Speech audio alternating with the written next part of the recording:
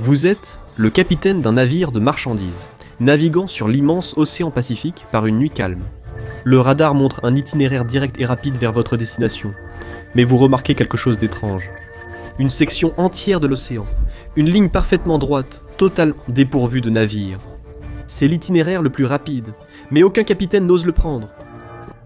Qu'est-ce qui fait de cette énorme et mystérieuse partie de l'océan une zone que les navires refusent de traverser? Le Pacifique est immense. Si vaste que certaines zones se trouvent à plus de 1600 miles de toute terre. Si un navire tombe en panne ici, il est complètement seul, coupé de toute aide. Mais ce n'est qu'une des raisons pour lesquelles les capitaines évitent ces étendues d'eau. Dans certaines zones, le danger n'est pas seulement dû à la distance. Un des plus gros problèmes ? Le vent peut représenter un obstacle majeur pour les navires. Après tout, les navires ne sont pas particulièrement conçus pour être aérodynamiques lorsqu'il s'agit de traverser l'eau. Et bien que les voiles des navires aient été rendues obsolètes par le développement des moteurs à vapeur et plus tard électriques, le vent peut toujours affaiblir les voiles d'un navire qui essaie de lui résister. Il existe même une formule précise pour déterminer la surface de prise au vent d'un navire, ou quelle partie du navire est poussée par le vent à un moment donné. La surface de prise au vent sur les côtés du navire est beaucoup plus élevée qu'à l'avant et à l'arrière. Après tout, les navires sont connus pour être extrêmement longs et relativement minces. De plus, les navires de croisière ont généralement une surface de prise au vent supérieure à celle des pétroliers ou des porte-conteneurs. Cela est dû à leur infrastructure globalement plus haute et plus large, qui minimise également le déplacement de l'eau, ce qui réduit efficacement la profondeur du navire dans l'eau. De plus, un plus grand déplacement d'eau signifie que le navire acquiert plus d'inertie lorsqu'il se déplace, ce qui amplifie les avantages des navires de marchandises par rapport aux navires de passagers en haute mer. Pour comprendre l'impact sur les traversées océaniques, il vaut mieux consulter les cartes des vents en mer. En général, les navires voyagent avec le vent ou directement contre lui. Sinon, ils passeront par des zones qui connaissent les vitesses de vent les plus faibles et la pression qui l'accompagne. La vitesse moyenne du vent alizé sur l'océan est d'environ 15 miles par heure, et comme il n'y a pas de surface pour permettre l'accumulation de nuages, le Pacifique manque généralement de couverture nuageuse significative et de changements de pression résultant pour créer du vent. Cependant, le Pacifique connaît des typhons saisonniers, qui peuvent atteindre des vitesses de vent comprises entre 75 et 100 miles par heure. Si vous superposez la carte des expéditions à la carte des vents, vous pouvez généralement déterminer où des tempêtes se préparent dans la région par l'absence exacte de navires. Le problème indirect qui découle en partie du vent mais aussi des courants océaniques dans leur ensemble, ce sont les vagues. Les vagues causées par le vent sont quelque peu sans originalité appelées vagues de vent. Et il existe toute une science dédiée à déterminer exactement comment le vent peut les créer. Pour simplifier les choses, si le vent presse sur la surface de l'océan de manière uniforme, c'est-à-dire ne change pas de direction, sur une distance suffisante, il déplacera assez d'eau pour qu'une vague prenne de la vitesse et de l'inertie.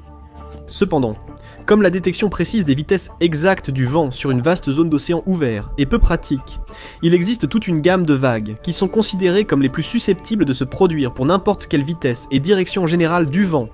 Considérons que la vitesse du vent augmente à partir du vent alizé standard et monte jusqu'à 33 miles par heure.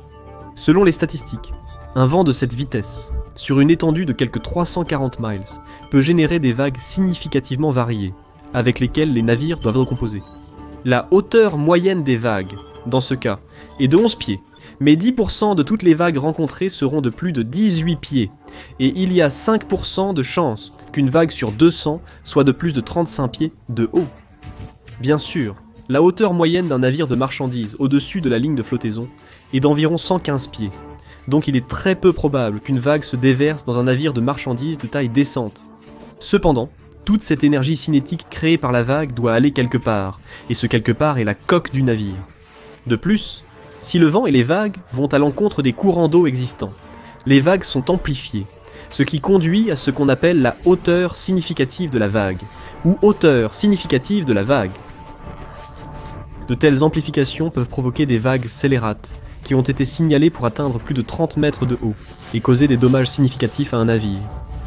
Les rapports sur l'hauteur significative de la vague et les vagues scélérates sont rares, et ils sont plus courants dans l'Atlantique plutôt que dans le Pacifique.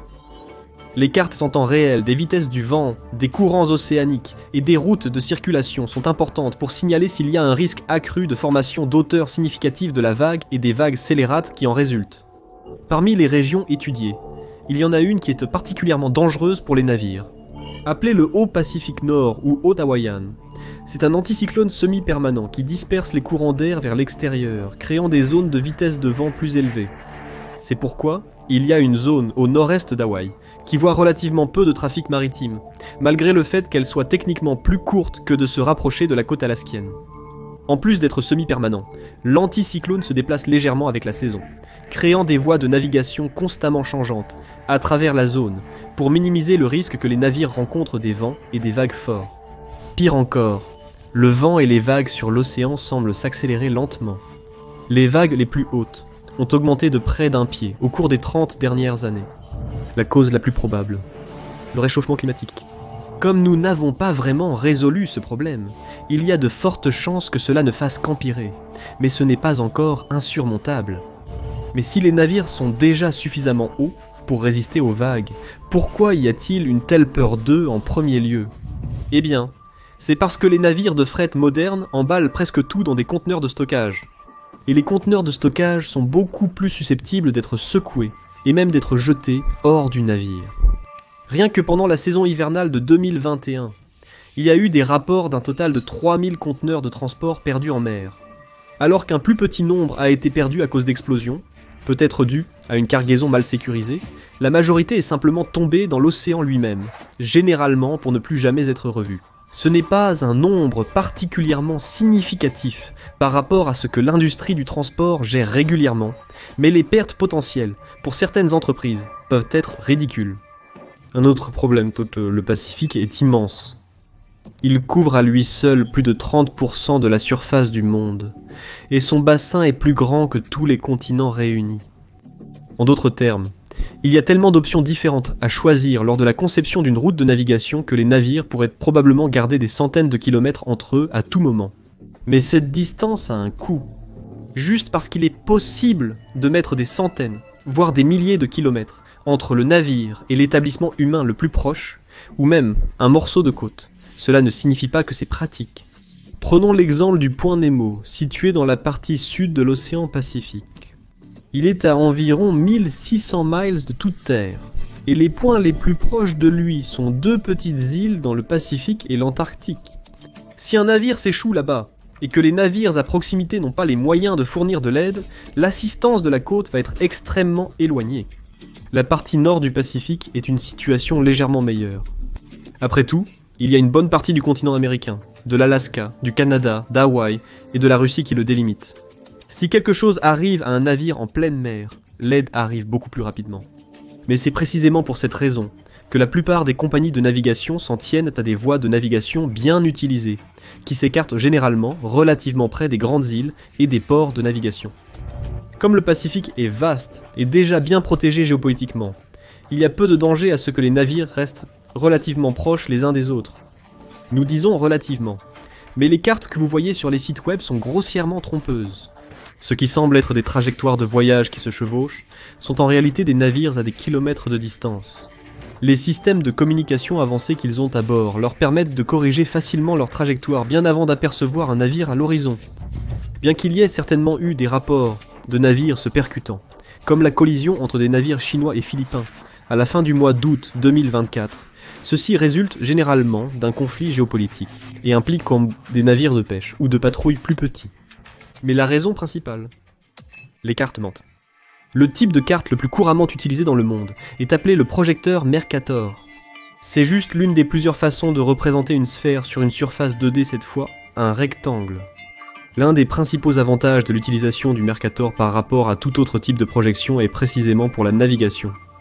Avec la projection de Mercator, les objets et les distances plus éloignées de l'équateur sont de plus en plus déformés. Cela peut causer des écarts significatifs entre les tailles des masses terrestres, par exemple, en représentant le Groenland ayant la même taille que l'Afrique.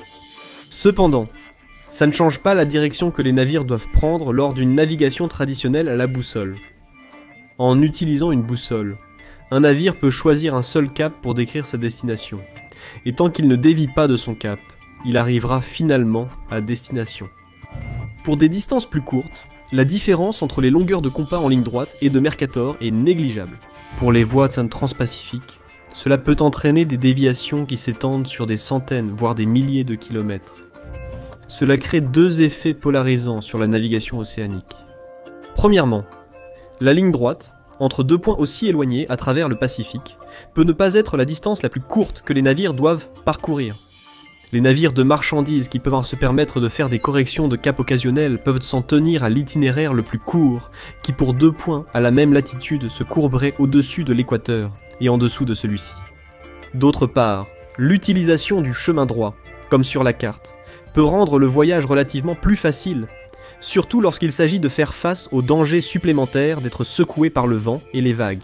En vérité, les véritables voies de navigation se situent en quelque part au milieu, utilisant l'avantage de la projection de Mercator pour simplifier la navigation, tout en essayant de minimiser la distance et le temps de voyage qui en résulte. Au moins, les navires qui ne passent que d'un côté à l'autre du Pacifique n'ont pas à faire face au désordre qu'est le détroit de Malacca. En fin de compte, la longueur de la route qu'un navire emprunte est affectée par des facteurs naturels et économiques. Si une voie de navigation a des vents favorables et ne dévie pas beaucoup de l'itinéraire le plus court, cela peut être une combinaison parfaite. Après tout, c'est une relation de donner et de prendre entre la quantité de carburant qu'un navire doit brûler pour arriver à sa destination, et combien de temps le voyage va prendre. Ce qui peut conduire à des situations intéressantes où l'itinéraire le plus court serait plus dangereux, ou irait à l'encontre du vent pour ralentir le navire.